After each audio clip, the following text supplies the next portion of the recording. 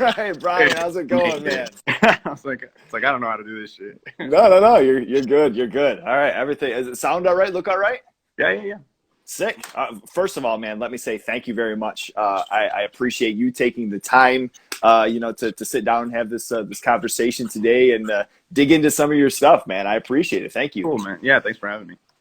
So, obviously, like knowing you from ACXDC, and then even more recently in the last couple of years, Def Club, I've been absolutely digging, the stuff that you've been into. And initially here on Growing on You Live, I like to start out with some of the earlier days and some of the things that maybe, have gotten you into, some of these things. And then moving on to, more recently in some of the work that you have going on right now. So starting out, after, maybe even developing some early interests, what is something that comes to mind as far as an early band, song, or an album that resonated with you? I think I got into music. I mean, maybe like real music when I was like 8. I was living in Argentina, and I had some older friends. They're like maybe 11 or something, and then they had older brothers. So I remember sort of listening to Red Hot Chili Peppers. Under the Bridge was on. Metallica was on. But the younger brother, Juan Matias, he was really into Nirvana, and he invited me to go see them at a soccer stadium in Argentina in Vélez Sarsfield, and my mom wouldn't let me because I was super young. She's like, "No way you're going to a soccer stadium." So I missed out on my only chance on seeing Nirvana. Oh no! I remember it always. And, but yeah, and then he passed away maybe the year after that. So I remember watching Unplugged in New York. They were playing it on MTV Latino, and it was just on heavy rotation. So I remember, about a girl, Omi, watching the Meat Puppets and all these things. So I think Nirvana was like the first thing that I sort of remember, really.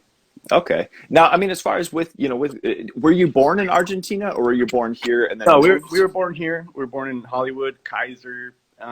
Me and my twin brother, Sergio, he's the singer from ACXDC. Sure. And so we were born here. We moved back in 92, 90 something, early 90s. And then my younger brother was born in Argentina in 95. So he's proper born there and everything. And then we came back because my dad was like, just fuck all these politics and all this stuff that's happening here.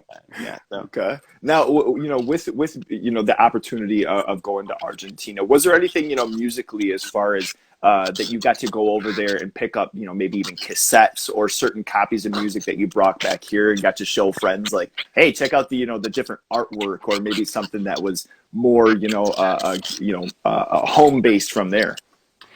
Maybe not when I was young, just because I remember coming back and like the language had changed, like the slang, and I was not hip to the slang when I was a kid, so I got made fun of a lot. It was growing up with a lot of cholos and stuff, and they were not into like Argentine rock, So it did become, but later on in life, like meeting a lot more and hanging out with a lot more Latinos and everything in La Puente and Baldwin Park, El Monte, it was like, hey, here's Fabulosos Cadillacs and Anito Verdes, Caifanes, all these bands that are big national rock acts from the 90s, from Mexico, Colombia, Argentina. And so that became sort of a culture that was acceptable, aside from, what was happening here, punk rock and all these other things. So. Oh, okay. Yeah, and I mean, it was kind of, like an off-kilter question, but I remember having friends, that would come, that would be in school where, they would come just to visit, for the year or something, and they would be from Germany or, other countries, and they would have copies of, like a CD or a cassette from home, and you're like, whoa, and the alternate artwork or, some different shit that was with it that was like, damn, I want a copy of that. I definitely, I also have family in Italy, so whenever we would travel with my parents, wow, okay. Sergio and I definitely would go to record stores, and I would buy these Italian bootlegs and these Argentine bootlegs because our bootleg culture is huge everywhere in the world. Mm-hmm. And so I would just go buy these, especially CDs, because CDs were kind of special to me in the sense that you had these Japanese imports that had 2 extra tracks. Yeah. So I had to track down every extra Nirvana B-side and every extra, bootleg T-shirt. I have all sorts of like, wonky T-shirts in my closet that I'm like, oh yeah, this is trash, but I had to buy it. Yeah. It was cool. Oh yeah, that's funny. I still to this day love Weezer, and that it's funny that you mentioned like Japanese, like B-sides or something like that. Like you had to buy that import because there would be 2 extra tracks. It's like I don't Yeah, know why the hell it's not on the one released here, but I got to get that one too. yeah. It's so CDs are sick. cool that way. I don't know if I mean, I love vinyl, but vinyl doesn't do it as much. Something. I mean, they Yeah. do have the Japanese like the OBI strips and stuff, and I do get Japanese imports for the shop and all that stuff. But I'm like, oh, where's all these extra tracks that used to exist? Yeah, right. I love that. Okay, I mean, as far as now being able to hold a physical copy of something that you of your own music. Bring us back to your first time as far as buying your first cassette or CD, and what was it, and was it gifted or was it something that you bought? I'm probably gonna date myself a lot on this, but I used to Circuit City. I went to Oh Circuit yeah. City. I don't know if anyone fucking knows that. So Circuit City right here in City of Industry, and I think it's a Best Buy now. But I would go there, and there was like a CD section, and I bought my first Nirvana. I bought Bleach. It had a sticker that said this is Nirvana's first album. So I thought like, oh, this is the one that has all the hits. And it wasn't.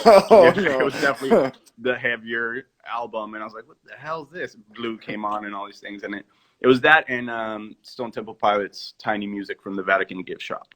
Oh And man. those were my first 2 CDs. And then I had older cousins, not really cousins, Argentine family friends that we were cousins, whatever. But and they had like, they liked Rage Against the Machine, and they liked Epitaph. They liked Bad Religion and the Vandals and Me First and the Gimme Gimmes and all these Oh shit. Okay. K-rock skate punk.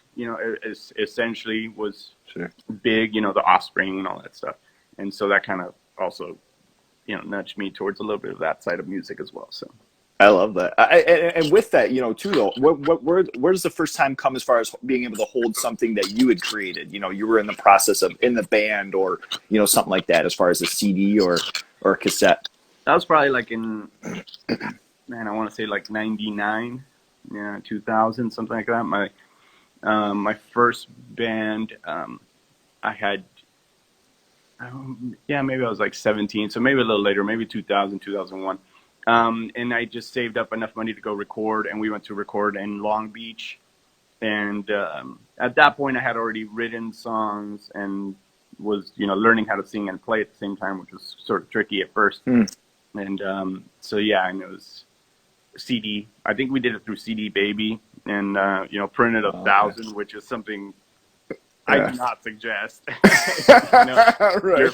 your first band that you're super local and you print 1,000 CDs because it's gonna be cheaper and I should just sell these, and they're still like in my closet probably.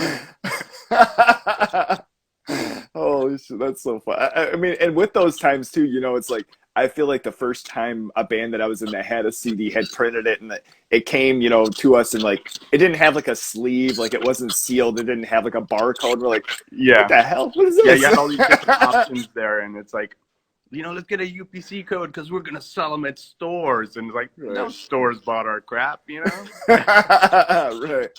And at that point, you're like so young, you're like, I wasn't even touring. I was like, I don't know why we did that. But live and learn. Awesome. You know what I mean? Right. Live and learn for sure. So, I mean, you've mentioned in different interviews as far as, music creating a safe space for you, inspiring you to create, that for others.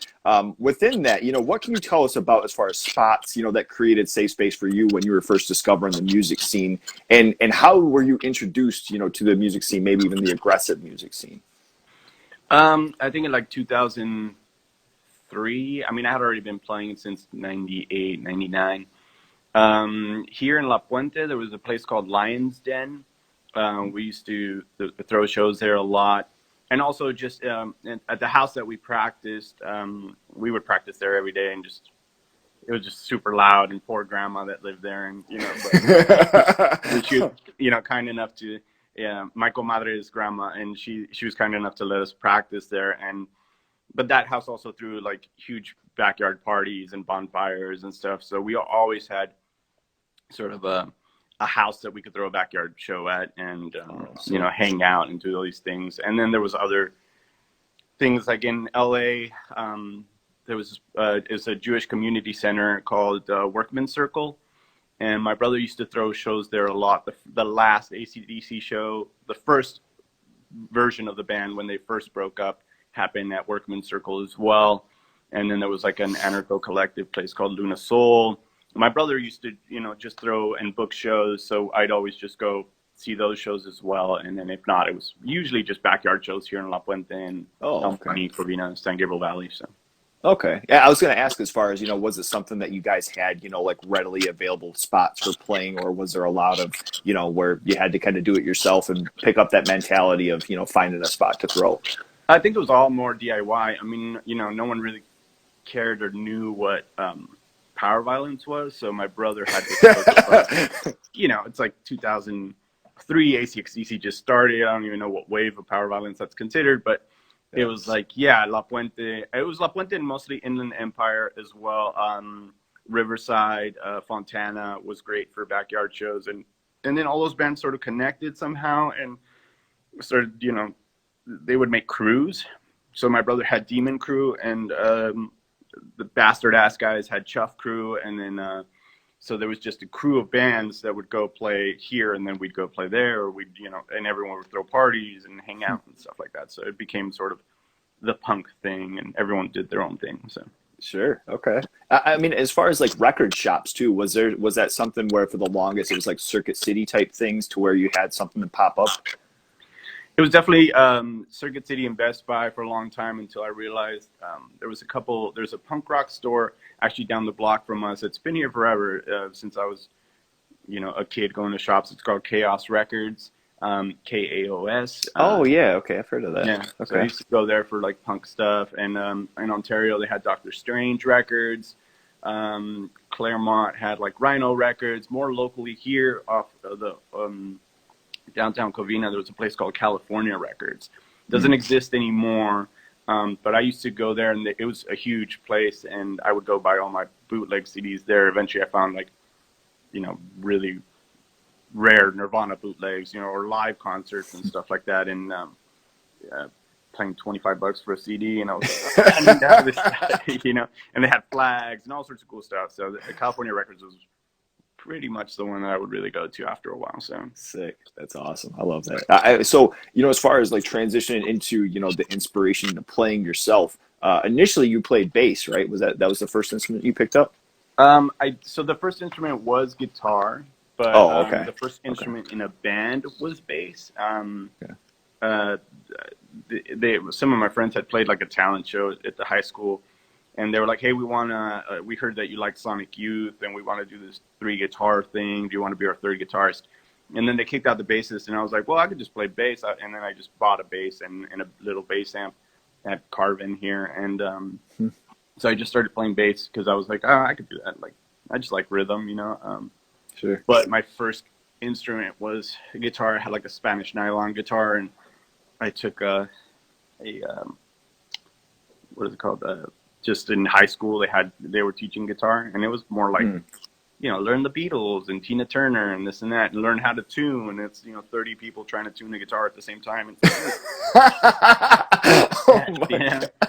yeah, it was pretty wild. It seems like the instructor would have been like, "This is the first step of what not to do." yeah. He would just hit the one note on the piano, and he'd go one by one after a while, and we'd have to sit there and listen to 30 people tune their E string, And then like, all right, now we're on an A. It's like, God damn, this is the whole class. Like, so it was wild. Yeah. Oh, that's. But there was some cooler, older kids that knew how to play power chords, and I was like, how do you do that? And they taught me how to play the power chords. So okay. Then on, I was like, I could write songs. I don't need this. Okay. But so now that initial guitar, was that something that was gifted to you, or was it something that you had gotten through like that classroom, and it was just something that was for the school? My parents bought it for me. It was $80 with the case and everything. I bought it at this place in La Puente called Singer Music, which is still there, and they had they had guitar classes there too, but I never took them. But yeah, $80 for an acoustic nylon. sounded like trash.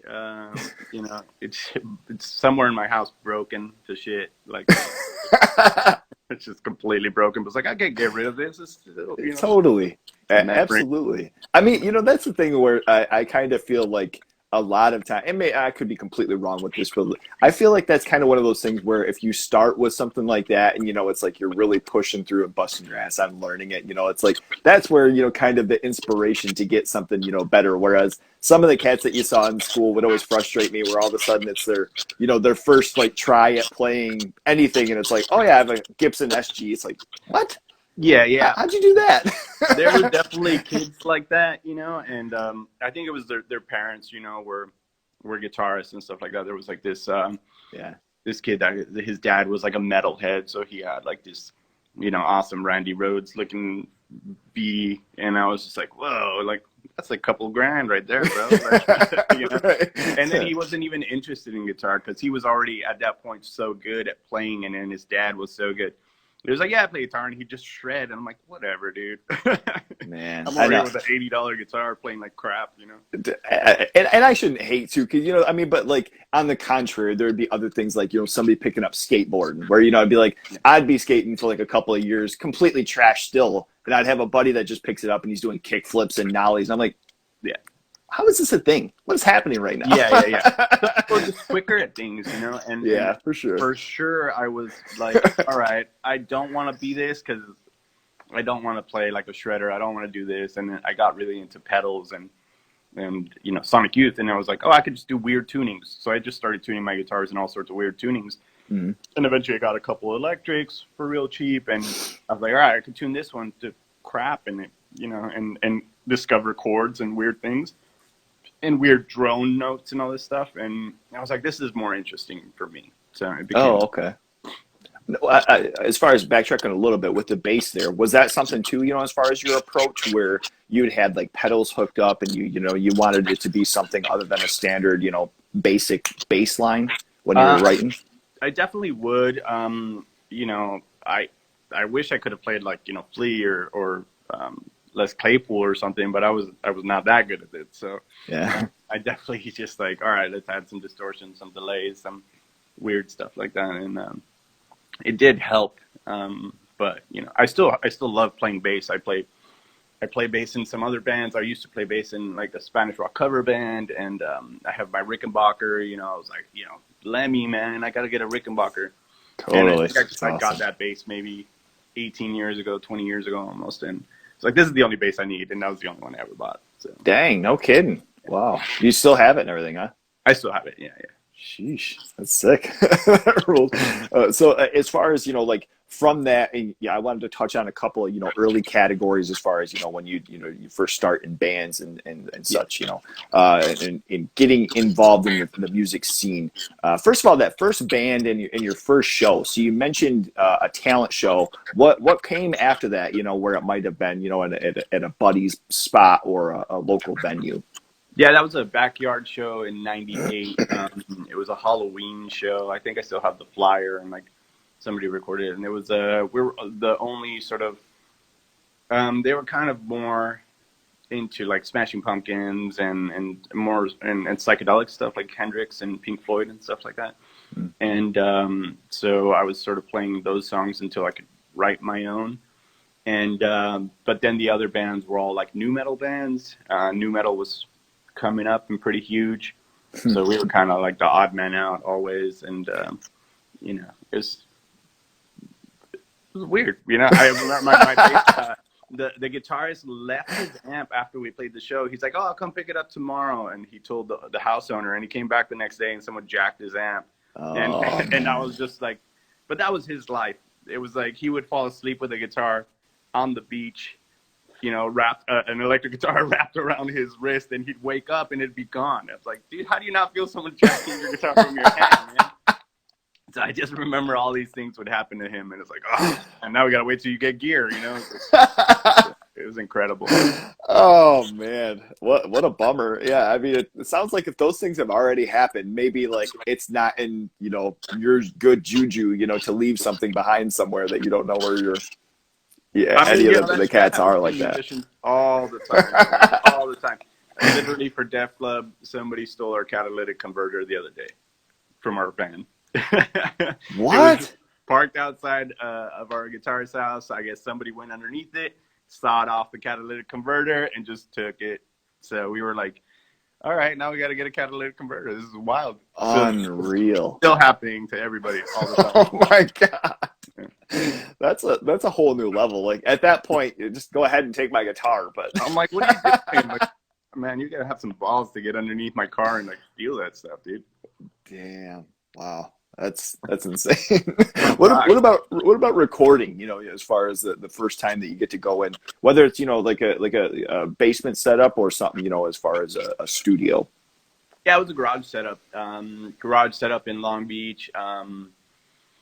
It was this British guy. I can't even remember his name, but I don't know where I found him. And he was relatively cheap, and he just recorded on Pro Tools. So it was just like a set fee per song.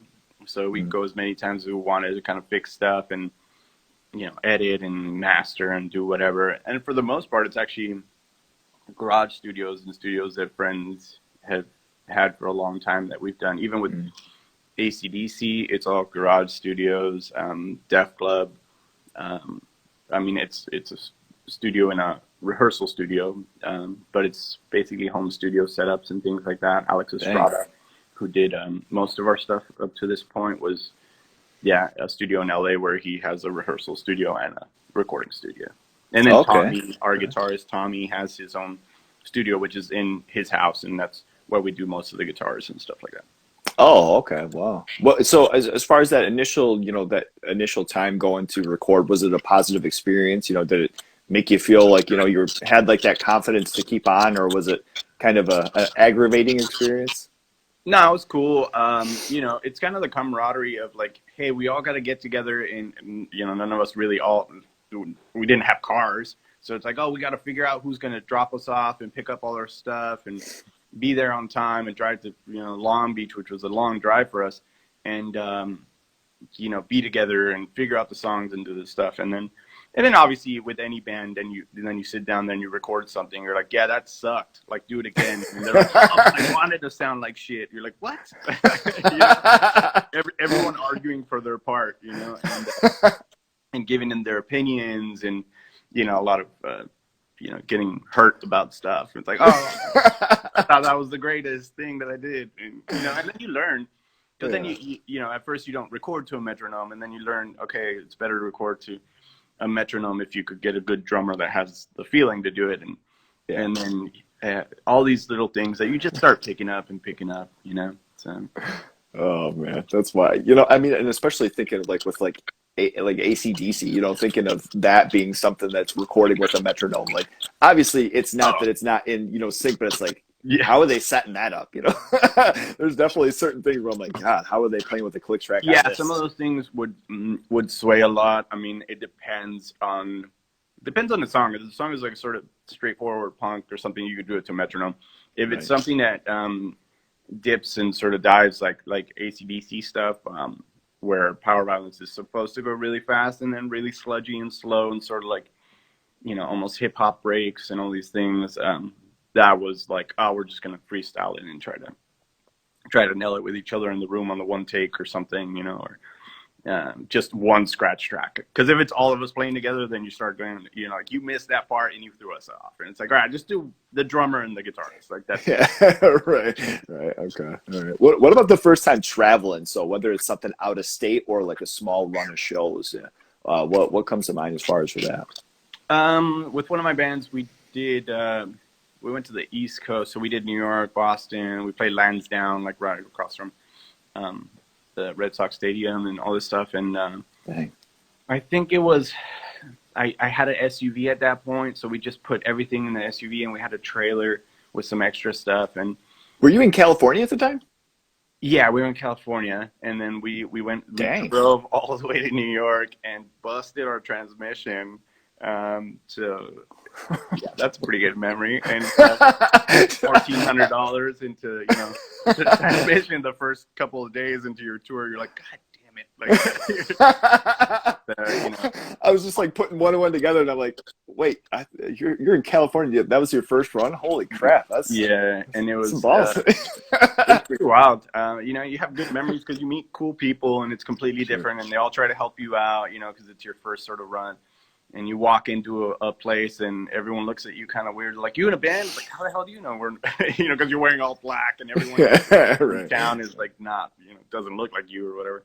Yeah. And so that was a cool run. And I remember stopping like Little Rock, Arkansas, and all these places. And I'm just like, or going through Tennessee, getting pulled over in Tennessee because we had California plates, and they're like, "Are you guys transporting marijuana?" And back in the day when, you know, weed wasn't legal, and you're like sweating because Tennessee is just humid and hot, and they're like, "You guys are sweating a lot." It's like, yeah, because it's hot, bro. Like, not that we have anything on us, you know.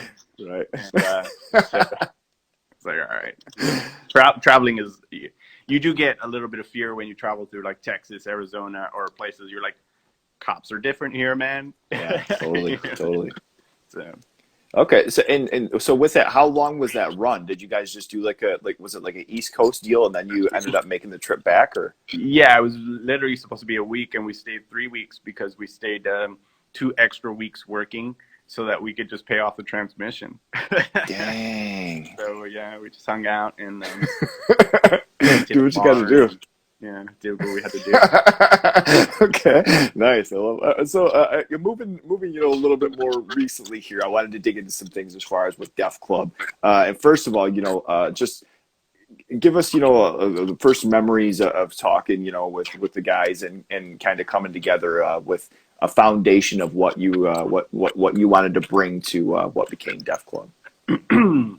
I think so. Justin Pearson had a Retox at the moment, and ACXDC played 3 shows with Retox. So I had talked to him a little bit, and then eventually I went to a show in San Diego at the Casbah to go see the band Mets, and he was there, and he was like, "Oh, what's up, dude? Like, haven't seen you in a bit." And we started chatting. ACDC was on hiatus, and he was like, "Oh, if you're not doing anything, let's make a band." And I was like, "Yeah, right. Justin doesn't want to make a band with me." And eventually I hit him up because I was like, "Man, I'm not doing shit." And he was like, "Yeah, let's do it. Like, let's find a drummer." And it's like, "Oh, okay, he's serious." So he sent me a couple of drummers. I tried one drummer dude that was pretty good, but he didn't really like to jam or figure stuff out in the moment. He was like, "Well, you write a song and bring it to me," and you know, and vice versa. And we did that for a little bit, and I wasn't into it. And then eventually Scott was recommended. John Severson from the band Daughters knew Scott in Texas, and he was like, "Hey, you should try out this drummer. He's moving to San Diego." So we tried him out, and Scott was just a rad dude. He has a rad attitude. He's like, we wrote a song immediately. We wrote like the first song immediately and sort of just worked on it for a little bit. And he was like, "Yeah, this is cool." And we would just shoot ideas off each other real quick. And it just sort of happened organically from there. And we're like, "All right, cool, let's find other members." And pretty much our first EP was written in a couple weeks or something, you know.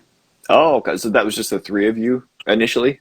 Mostly Scott and I, which is kind of the dynamic of the band. He and I'll write a riff and he'll write the drum parts, or he'll just be like, "Hey, can you do?" And I'll be like, "How am I supposed to do that on guitar, dude?" Like, and then I'll figure it out or something, you know. And Bright Side of Death became that. He's like, he mimicked that to me, and I was like, okay. And I tried it, and it became that song. And so we would just we were developing a vocabulary, obviously, and a language before we actually had one. And eventually, we sort of just discovered how we worked together, and it's like, okay, like this is what we could do together. Yeah. And, okay. Yeah, just went from there.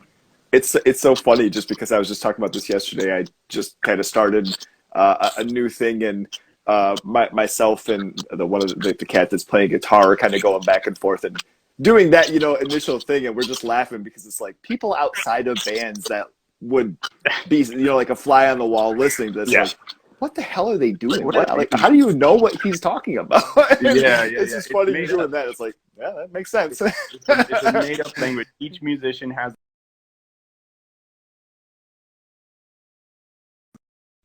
Yeah. I think the funniest part too, like as many times as like, especially so for myself playing drums, is doing something like that, like, or, Scott's situation, like portraying that, like, well, how is the guitarist going to make that actually like come to fruition? Like how, that part that's like so wild that you're just saying, is it just something where you just kind of were trying a couple of things and it finally, fit the part? Sometimes you luck out and you kind of go like, oh, I could figure out kind of what you mean. And then sometimes it'll take a couple of tries, and you're like, oh yeah, this is, or I could improve this, or I could do this more with an effect, or I could do this, and then you start thinking about it when you get home. Mm, I don't really practice a lot when I'm at home. yeah. I like to practice when there's another person in the room, especially a drummer.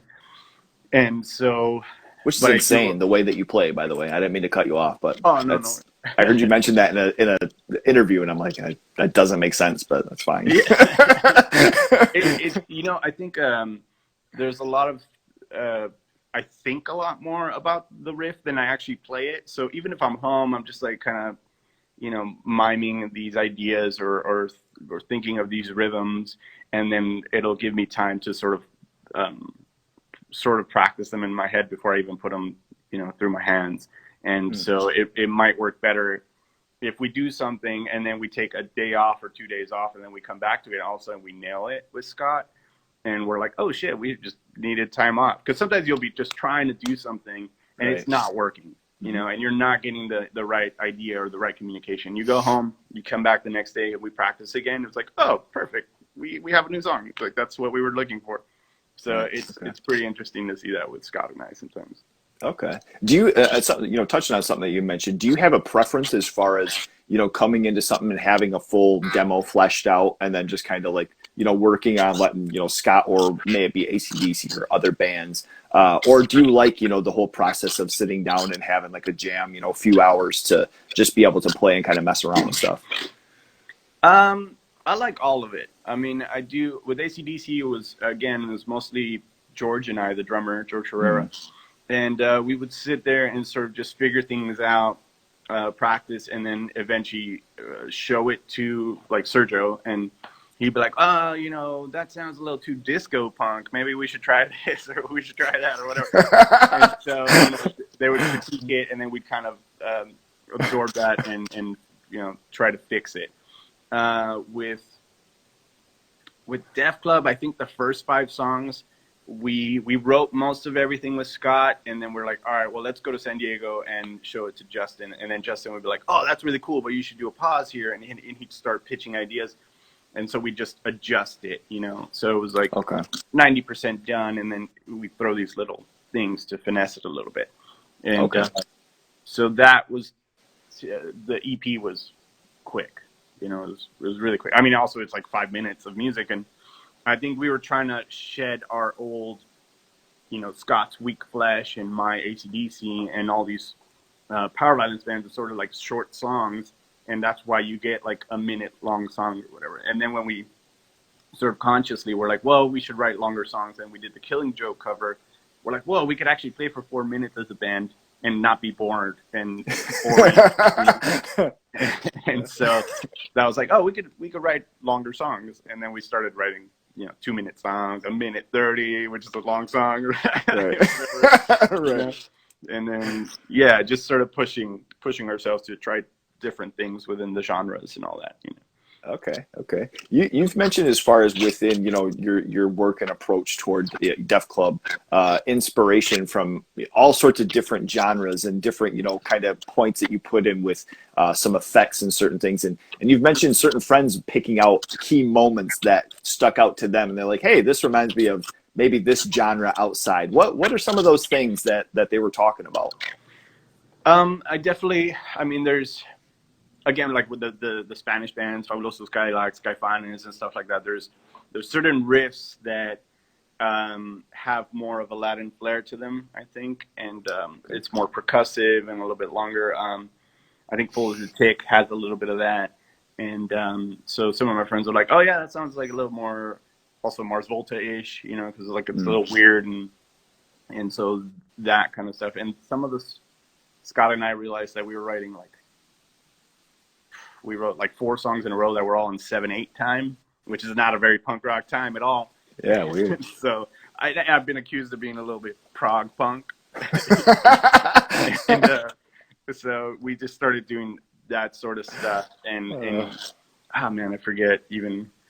But yeah, there's just a couple songs on there that just have a little bit more of a dancey groove, you know, and just like, okay. oh, there's space and people can kind of shimmy their shoulder a little bit. Yeah. Okay. So that's definitely like the Spanish aspect, and even just the way that, yeah, Mars Volta influenced me, Radiohead, you know, Sonic Youth, a lot of droney long passages, My Bloody Valentine, you know, I the whammy bar, I use it a lot. And even Tommy and I now we're always kind of using the whammy bar. There's this Australian band Tropical Fuckstorm, Gareth Lydiard. He uses his whammy a lot, and it's just to make the guitar sound out of tune and sort of weird, you know, sort of like it's dipping and maybe a little bit drunk, you know, a little bit like you're on the water, a little bit seasick. Okay. There's definitely a lot of Def Club songs. They're like, oh, this one sounds seasick, you know, and it's like, all right, that's what we're going for. Rad, yeah, that's a rad description. It's funny you mentioned that too, because I was watching. You guys had posted a playthrough. It was like a 4-track playthrough, and the last song was "Ride with Cops," which is on the new EP. And I noticed that when you were playing, that you had the whammy bar the whole time while you're playing. I'm like, what was he doing? What is going on? Like, I wasn't really computing. So it's just kind of like the unease of taking a basic chord or a basic progression and throwing a little something over top. Yeah, even if you do, you know, we use a lot of dissonant chords, a lot of minor fourths, a lot of just flatted tritones and stuff like that. And even though they sound sort of dark and weird and discordant, you know, you still, if I just slightly move my hand down, there's a, you know, and it'll sound like, oh shit, like this is, and then Tommy would go up and I'd go down, so we'd move our chords away from each other and sort of create, you know, a ringing sound. And so we do a lot of tricks like that, but that's typically like a shoegaze thing too. It's just Kevin Shields if he were sped up, you know what I mean? And it's just me constantly doing that, dive bombs, not dive bombs like a metalhead or something, but it's like just wiggle it a little bit and make it sound weird, you know? And I'm always holding it, so I'm always trying to make it sound weirder than it is. Sick. That rules. I'd never noticed it until then, but then looking back, I guess there was different live videos I saw too. I'm like, oh shit, they're always doing that. So yeah, that rules. Yeah, I think Tommy even like I was using a Jazz Master, and I was like, it was my first Jazz Master, and I was like, oh, man, I got this, you know, whammy bar, this dive bar, and I'm just gonna use it all the time. And it was a conscious decision, because in AC/DC I had a Les Paul and, you know, SG and stuff, and I was like, I'm just doing power chords, drop D, and I wasn't adding effects, and I wasn't, you know, I didn't have any of those tools, and the Jazz Master just allows me to do all that, and that's strictly, you know, Sonic Youth and, you know, My Bloody Valentine sort of rip-offs and shit like that. Oh, okay. Maybe not rip-off. Maybe that's the wrong word, but... No. I see what you're saying. You know what I mean? The inspiration for it. Yeah, for sure. What about your typical pedal setup as far as for a show even? You know, not necessarily going in to record or anything, but what are the must-haves that you have to have? I mean, currently on my board, I have 21 pedals that I use. Whoa. Yeah, so I have a couple oscillators, 2 ring mods, 4 distortions, 5 delays. 1 delay is like a glitch hold. I have a long delay. I have a slapback delay. I have a delay that's just set to full-on feedback, so I can sort of twist the knob and real quick just do bursts of noise. I have 2 octavers. Yeah, it's just some of them are noise ones, like a glitch pedal. So that's my go-to setup always, those 21 right now. I'm kind of moving stuff around every once in a while. Oh, okay. I have collected pedals for like 24 years, 23 years, something like that. So I have close to like 200, which isn't a lot in my eyes, but it's a lot of people. yeah, and every time a new one comes out, I'm like, I don't need this. I'm like, I might buy it though. But, So you know, I mean, it'd be like one thing as far as like I guess for you know being a drummer. Like if cymbals were a little bit cheaper, I would oh probably yeah, have you know way more than what I do. But along with that, you know, like I have friends that are you know guitarists and have you know absolutely ridiculous amount of pedals that they're just like, well, I probably will use this once or you know if that, but just like to have you know the options on hand too. So yeah, that's sick. yeah. There's backups. You know, sometimes you just you know, the new model of it, and you just try it out, and you're like, all right. I sold plenty of pedals as well. Some Mm. that I really regret selling, but you know, some that I'm like, oh, this is trash. And now, Right, right. and Tommy collects as well, and Tommy and I had a big sort of reverb just addiction for a little bit in the band. We're like, if we get this, we get to do this sound with each other. It's like, God damn, we can't spend this much money. And then now it's like, all right, cool. We have a pretty, you know, basic setup of, especially because I have pedals that that he has to also have, or vice versa, where we both have to have the same effect to do certain parts for Def Club. And then there's also effects where like, well, if I don't have this, you should have it, so that we have these contrasting sounds as well. So we do try to pay attention and complement each other's pedals and pedal work as well. Oh, okay, okay, yeah. That was gonna be something I was gonna touch on. Was you know if there are certain one does he have like a different arrangement as far as a lot of pedals that you don't have, where you might just stay in like a standard sound and he or vice versa? Yeah, he has the filter modeler from Line 6, the purple synth pedal. Like he uses that like on Catching Flies chorus, and just to throw in like a synthier sort of sound. He and I both have the Ricochet. We set it at different settings, so I'll do drops. He goes up. It's an octave pedal that just kind of like a whammy that just goes up, Oh, but I go okay. down. And so when again, it's like him going up, me going down on the note, and we just get further apart on the note.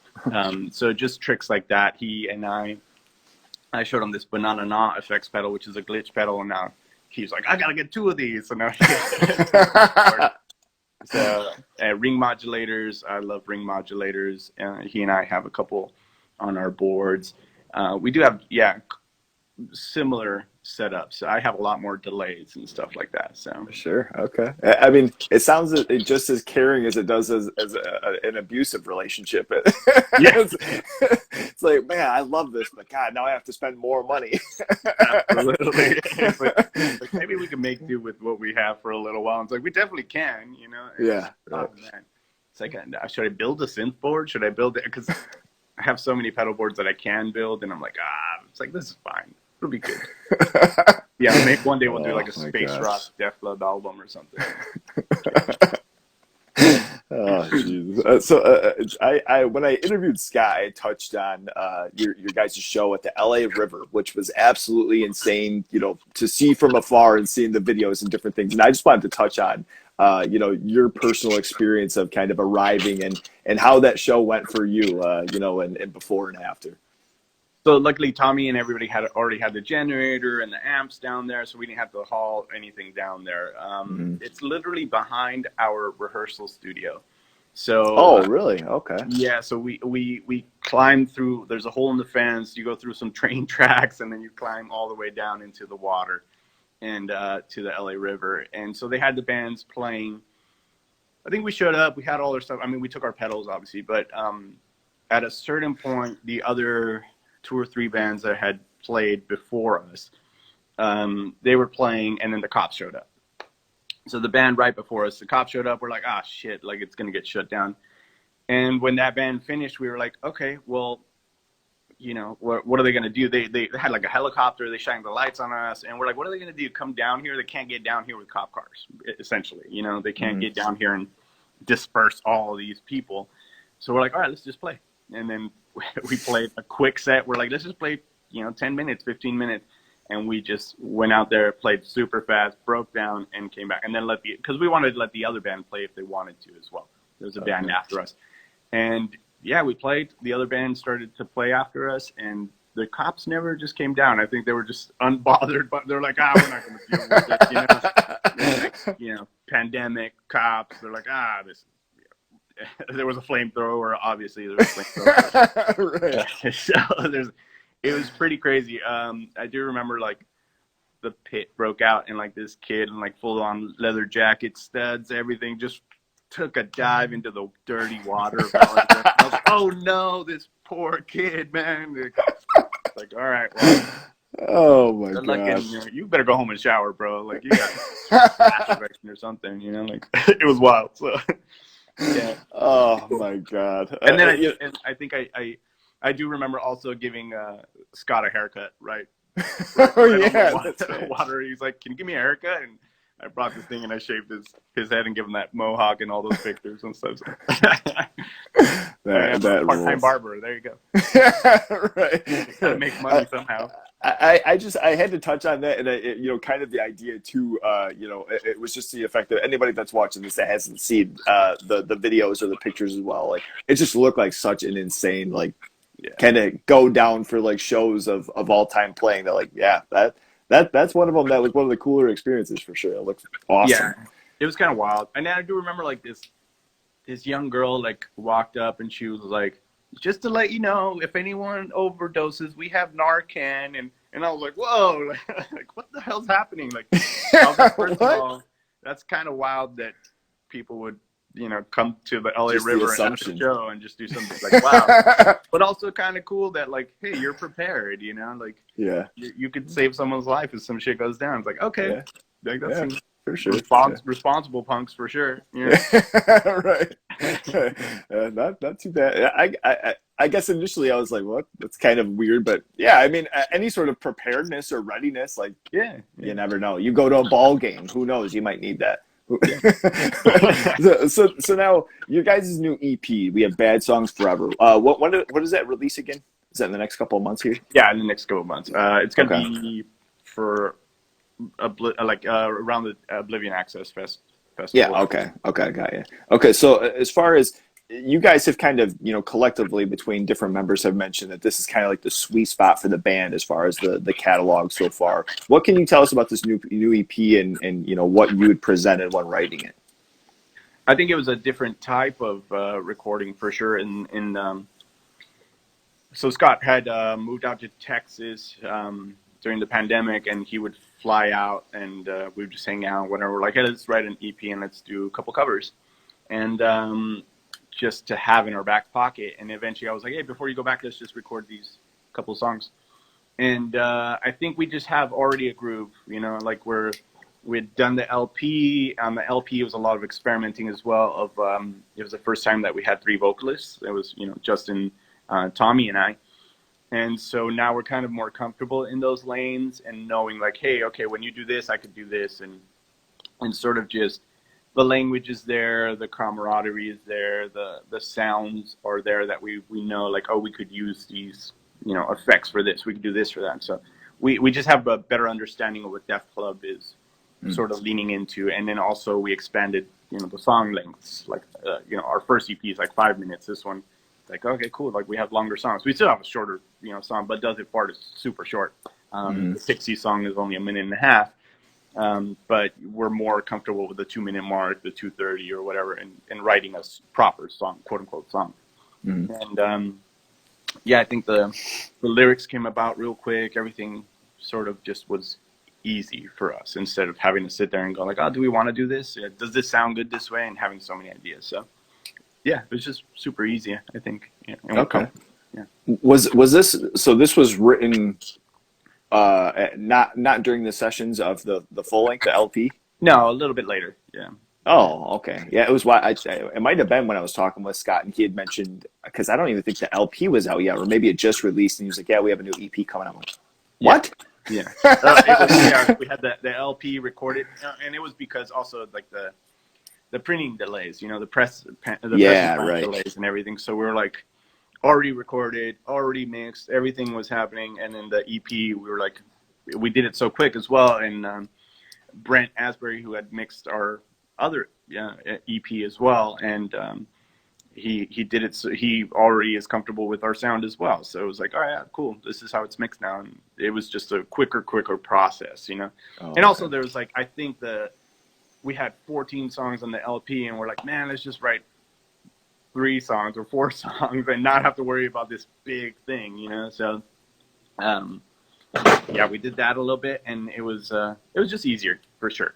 Yeah. Okay. Okay. Nice. So, you know, out of a little bit, you know, a little moment of selfishness, I just wanted to ask about one song from, you know, the initial EP, the LP, and the new EP, and maybe your personal experience with it, or something that comes to mind when playing, you know, it live, and you know, have to make sure to, you know, get this specific pedal playing it or something like that. But first of all, I wanted to ask about Lo-Fi Mono Tombstones. What comes to mind as far as that track? Oh man, I mean, when we first wrote it, I think it was called Rockers because it just sounded like a rock song, and it was like really, I had this really bad riff on it, and the first demo, and we worked it, and then it came back, and then we added that end riff, that dun, dun, dun, dun, and that's like Justin's favorite riff of that song. He's just like, he's waiting for that riff. I forget what band he compared it to, but he was like, yeah, it just has this vibe, and I was like, okay, cool. Like lo-fi is one of those, and I like the remix of that one too. Jan did that one, so yeah, it was a good song. I like the whole first EP. We haven't played a lot of those songs. Like, I think we played Lo-Fi and Brightside, but I like Bounce Reality. I like Days of Amusement. I'm like, oh, we should play those again. Dude, yeah, that EP is so awesome. I know, I love it. I love, you know, I mean, honestly, that's one of those things with this band where that has kept me impressed. You know, where sometimes you have like some of the music that it might be like a little bit wild, or even like a Dillinger Escape Plan, where I'm like, okay, I can, you know, take a break, you know, for like a couple of days or so, and, you know, like kind of fester back into something. But I've loved this since I discovered it, and like the new stuff that's coming out. I saw, we're gonna touch on in a minute here, Ride with Cops. You did the playthrough on that video, and I'm like, my God, this might be one of your best songs yet. Like, that song absolutely rips. Like, I love I love that. Before that, though, what can you tell us about Catching Flies that was on the LP? So that's one of those that is in 7/8 also. So it has it's like a weird timing, and so that weird.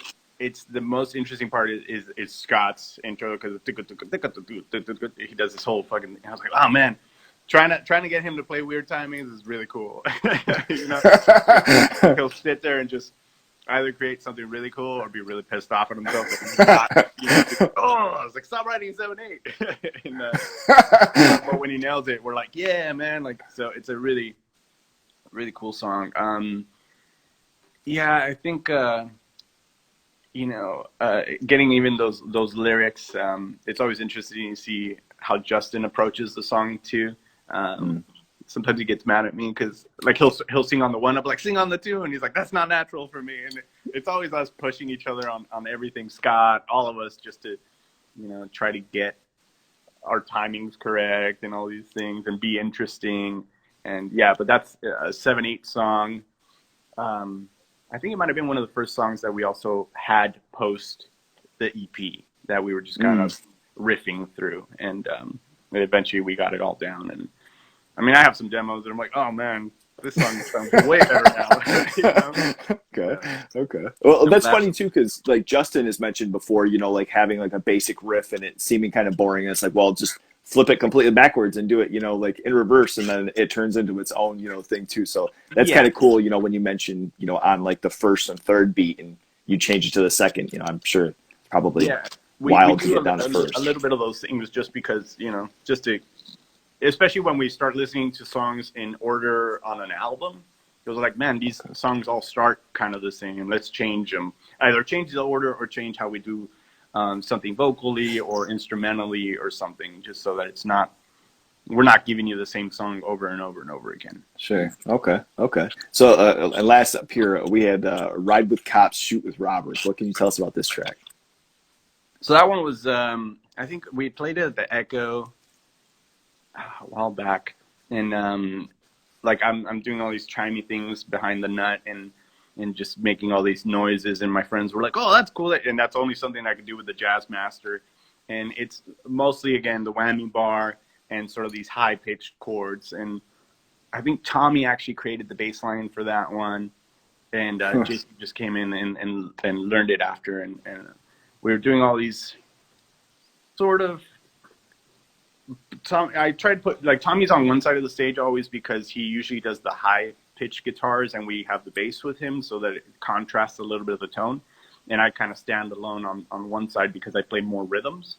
So I try to hold down more of the rhythm section and the fort of the low end. And this one we just both went like, let's just play really high chords. It's sort of annoying, you know?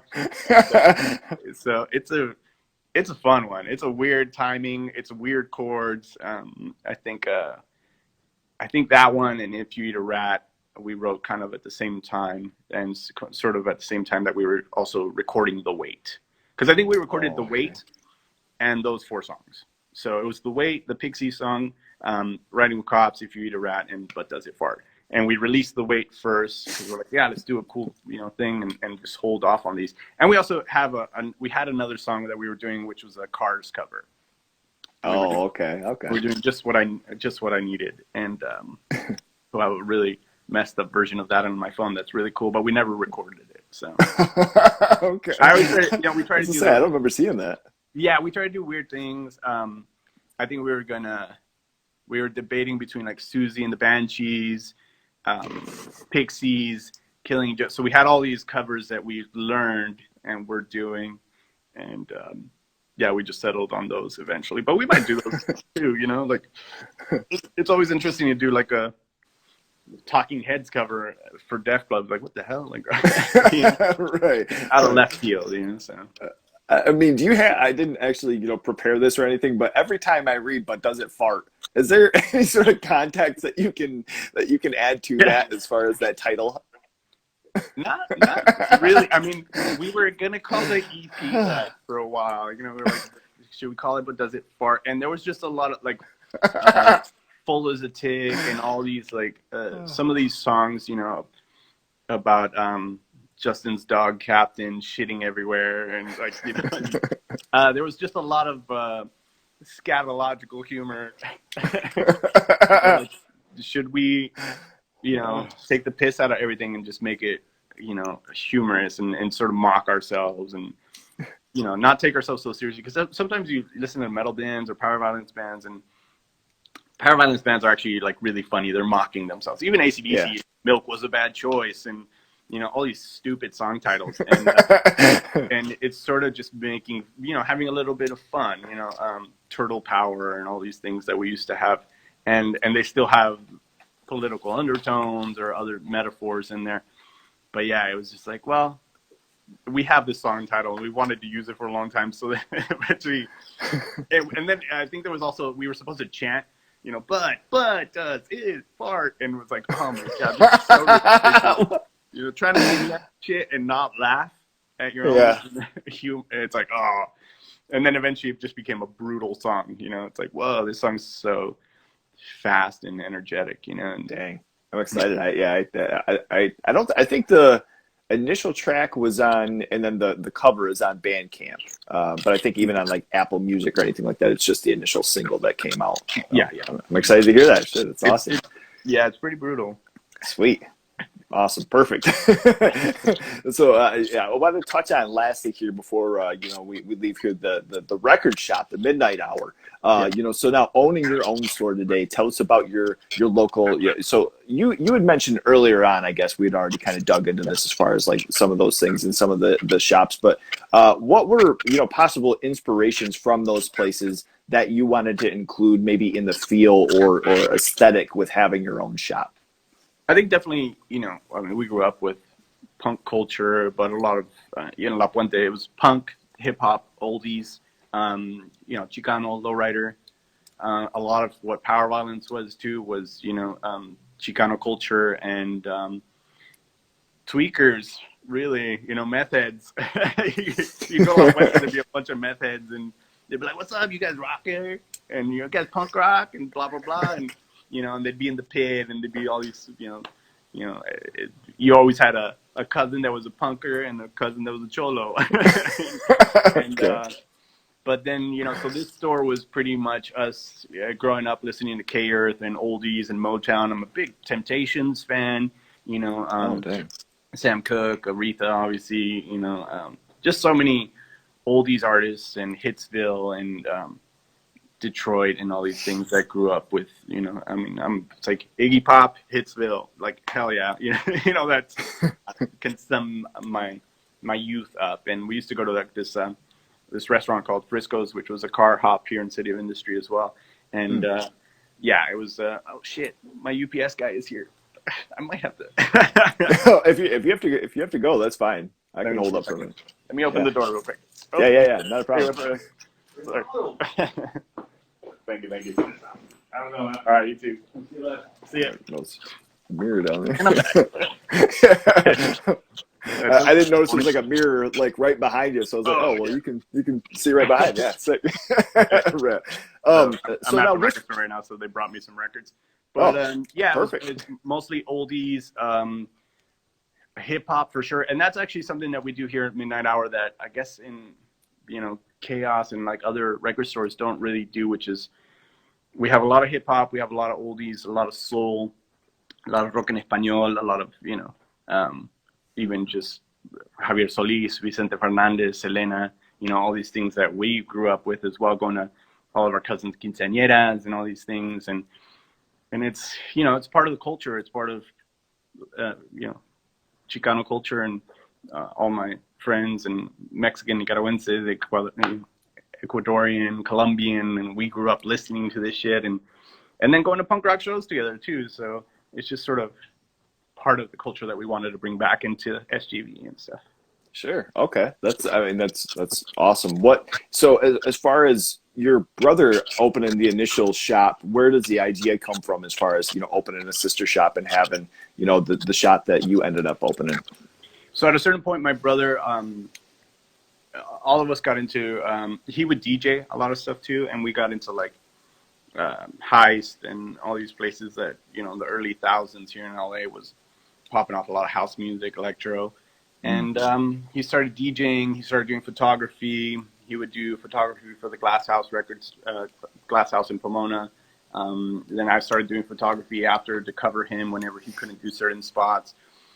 And then after a while, he did a Midnight Hour Soul Club. So he would start spinning soul records in certain bars. And then sometimes he'd have Spanish rock nights, and he'd invite me to DJ for Spanish rock nights. And so all these, records and collections that we grew up with, and started sort of having our own nights and places. And he would throw this. And he has a silk screening shop, so called Grimoire Printing, where he does a lot of our shirts and stuff. And then he'd have Midnight Hour Soul shirts, and everyone really, loved the lowrider culture stuff of it.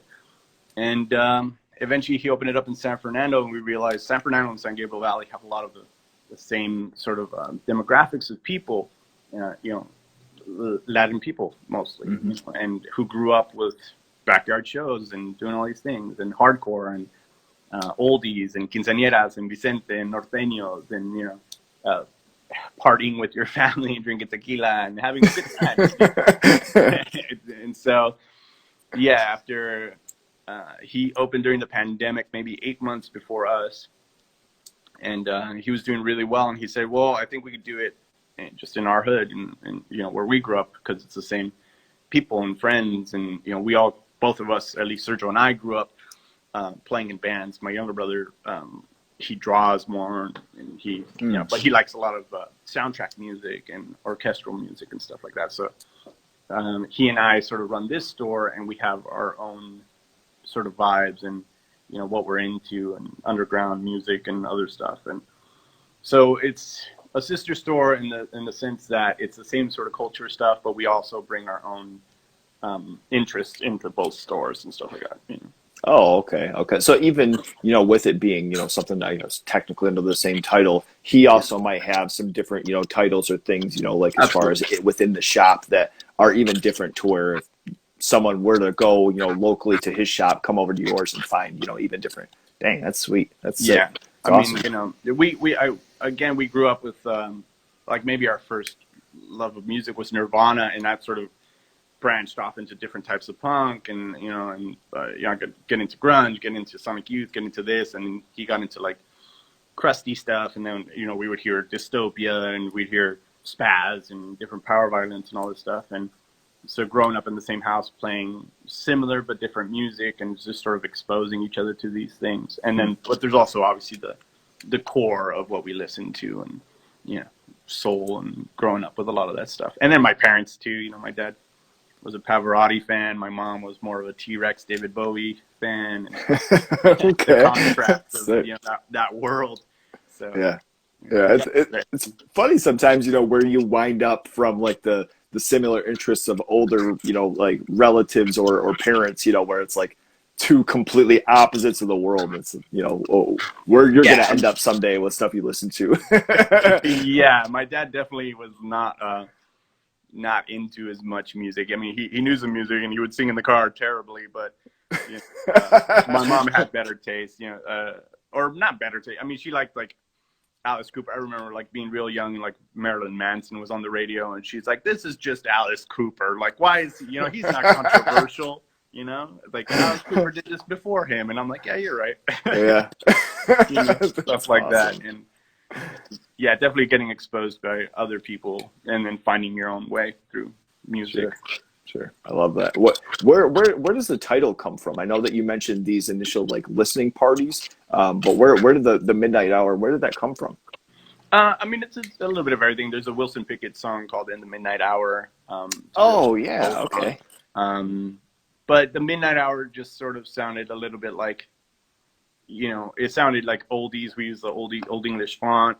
It sounded a little bit like you could be a goth. In that hour, you could be a little bit punk rock. You could be a little bit, just different vibes for everything. It's like, oh, the Midnight Hour fits, and so he had that name for a while, and we're like, yeah, let's do it like that, Okay. I mean, and even before knowing it was your guys' shop, I had seen T-shirts online. I'm like, what is this place? That place looks sick. I don't even know what it is, but then you look, closer. It's like a record shop. It's like, man. I'm messing up being in Michigan. We also have a Spanish version of the T-shirt that says La Medianoche, and Medianoche is like a Cuban sandwich as well, and it's like, oh yeah, like this fits everything. Like it's our whole upbringing, And oh my God, that's awesome. I mean, so within being a music fan, is there anything that ever pops up, or different opportunities? May it be something you already have multiple copies of, to where you're going to buy stuff for the shop, and you see something, you're like, man, I'm gonna have to snag this for myself. Yeah, it's the worst. It's the worst. Owning a record shop is not something I recommend for anyone that is a record fan. I always wonder this. Yeah, in the same way that I collect pedals, vinyl is just, I mean, you should see Sergio's collection, you should see my collection. Adrian's collection just grew exponentially since we opened the shop. And there's definitely times where I go picking and I'm like, all right, I have this much money I'm going to spend for the store. And then I'm like, God damn it, I spent double that just on my own, just because I found some records that I really want. Like, there's this Deep Six compilation. It's called Deep Six by CZ Records, and it has like Melvins, Malfunction, and all these Soundgarden, all these old grunge bands. It's a 1986 recording release, and I had been a huge fan of it for years and years and years, but it's a rare record. Never ran into it. I ran into it one day, and it was like $350, and I was like, I can't afford this. I went away. I came back the next day because I need to buy it, and it was gone. And I was so pissed, right? And then I finally found it one day. I went to Nevada, and I was at this record shop, and this dude had it for $190. And I was like, I'm never gonna get this cheaper than $190. I have to buy this, so I bought it immediately. I've already been through this. Yeah, it's the worst, man. You just go and find so many things, and I went. Also, there was like this Love Buzz 7-inch single, and that shit goes for like $8-10 grand on Discogs or something. And this record store had it, and it was at $5 grand. And I was like, oh my God. I'm like, I'm trying to debate, like, do I take out a loan? Like, what do I do?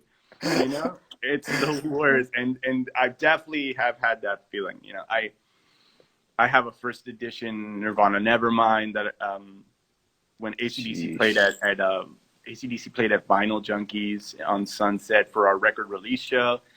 The owner Mark had just got in this copy of original press, and Serge was like, "You're not a real Nirvana fan. You won't drop 250, 300 on this record right now." And I was like, "What?" I was like, "What do you mean?" And the dude showed it to me, and I was like, "Yeah, I'll take it." I was like, I just pulled out my wallet, and I was like, "God damn it!" Like, then I was like, "I need this, first edition. It's Nevermind." Like, For like, two, yeah, it was only $200. I mean, I would like that being. I would figure yeah, that would be some money. yeah, Which yeah. that is, but 250 is, yeah, it was sizable at the moment. I was like, yeah. I was like, okay, but there's definitely Dang. things where if I can afford it, maybe I'll go for it. Like Right. it's the same as you think of it as a pedal. It's like, do I really need to spend this? I have pedals that now are, I bought them for like, I think I have like a Moog analog delay that I bought for like $900 back in the day, before Bob Moog died. And it's like limited and signed by him or something. And now they go for like $3,000 online. I'm like, Whoa. this is a good investment. I could sell it, eventually. Yeah. And then, but if you try to convince any of your friends or, significant others that you're investing in vinyl and investing in a guitar pedal, they'd be like, yeah, you're crazy. Right. I mean, I can imagine, because there's like, times that you walk into a record shop and you see this big old pile of stuff, and you might see a couple of things, that are, mentioned as like a first press or different, so, I mean, in a sense, like if you're looking and you're at some point reselling stuff, like, yeah, it's an investment, but as long as, you're buying the right stuff, or you wind up with that record that's $8,000, selling for online, like, dude, that's insane. That's I mean, insane. we definitely have people that come in here with the purpose of buying. I mean, for record store day, most people just go and buy stuff so that they could flip it also online. I think Discogs has created a culture of just resale culture, and basically it's, I don't know, kind of like scalping or something. Like, you're just buying stuff to sell it, which kind of sucks for like the kid that wants to come buy it, at $30 or something, which is a good amount for a record nowadays compared to back in the day. Right. And some kid is saving up $30 just to buy their favorite record for record store day, and someone comes and buys it and sells it for 80, automatically 100, and you're like, damn, dude, you guys suck.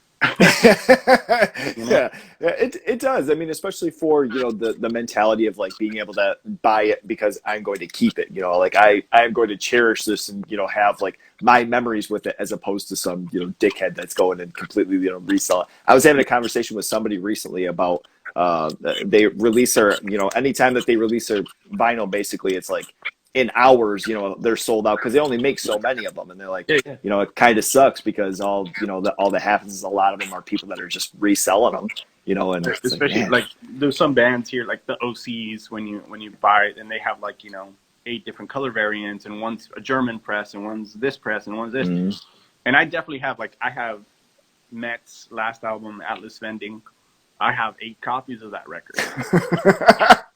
You know what I mean? Like, maybe I didn't pay $200 for the first one, but I definitely paid $200 within 8 records. And I was like, I need the European press, I need the loser edition, I need the regular black edition. I got this pressing, I got this pressing, and I'm like, why do I have so many? One doesn't come with extra tracks. Like no, but I need all the colors. But it's only God, certain bands I do that with. Mets, Tropical Fuck Storm, some bands that I just love, and I'm just like, oh, they have 6 editions. Now I'm gonna get of the same record, and everyone's like, are you gonna sell those? I'm like, no, never.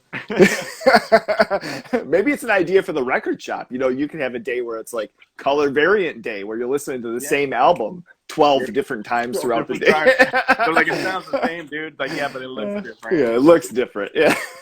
Oh my God, that's ridiculous. But I mean, it's great. It's great. That's the fun. That come into the shop though, and they only want to buy the indie exclusive color edition. They don't want the black edition or the 180 gram or whatever. All these variants. So some people want that exclusive color just because it's exclusive, or some people think it's pretty, and aesthetically, who cares? You could, if you love it and you like that color or whatever, buy it.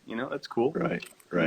it's Yeah. each their own, you know. Luckily, I mean, I guess I can say myself, I have movies, where I have like DVDs and Blu-rays, and it hasn't passed over into vinyl, but like as far as a copy, I'm always happy, with having that. But there's been a couple of things where something comes out and it's a different variant. I'm like, what Yeah. do I do?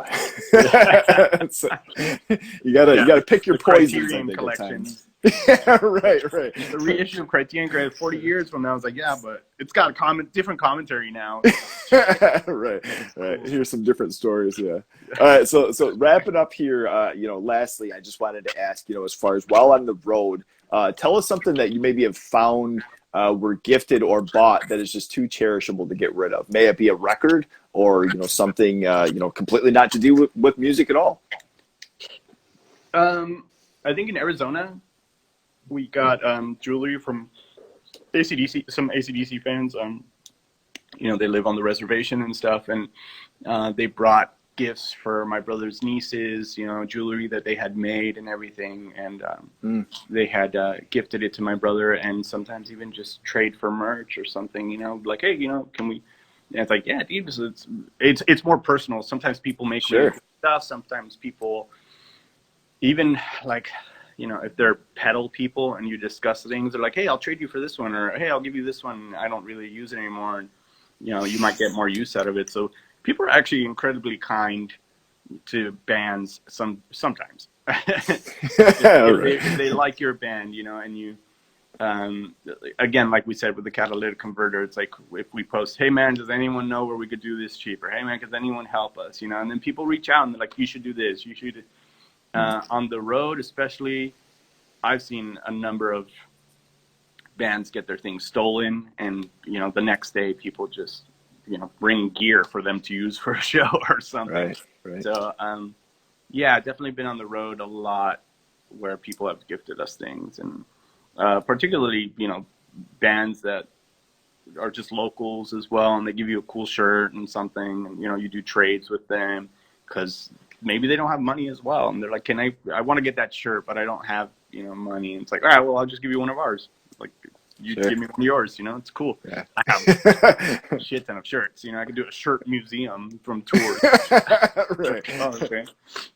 That rules. That's awesome. Well, man, look, this has been absolutely awesome. I appreciate the stories and the knowledge that you've had as far as guitar, and hopefully people listening to this stuff are hearing some of the stuff, and maybe some younger cats growing to play guitar or learn some of the things and picking up on some of the odds and ends with touring and playing and recording too. So thank you. It's This all has smoke been and awesome. mirrors, by the way. If you're a guitarist that's learning how to play, it's smoke and mirrors. Learn how to deceive people with your technique. It's like, Yeah. Or you don't much. know what you're doing, just act like you do. Just act like you do. Press the pedal. Hides a lot of what I do. Oh man, look, thank you again. I really appreciate the time today, man. This is awesome, and I'm sure we'll be in contact. You guys are going to have some more music coming out, and I'll probably be having you back on again and talk some of the new stuff, man. Thank you very much. Thank you so much for having me, dude. All right, take care. See ya. He's a lo-fi horror guy. Yeah, he's kind of a guy, but he is so lo-fi horror guy. Yeah. Lo-fi horror guy has been recorded in front of a live studio audience.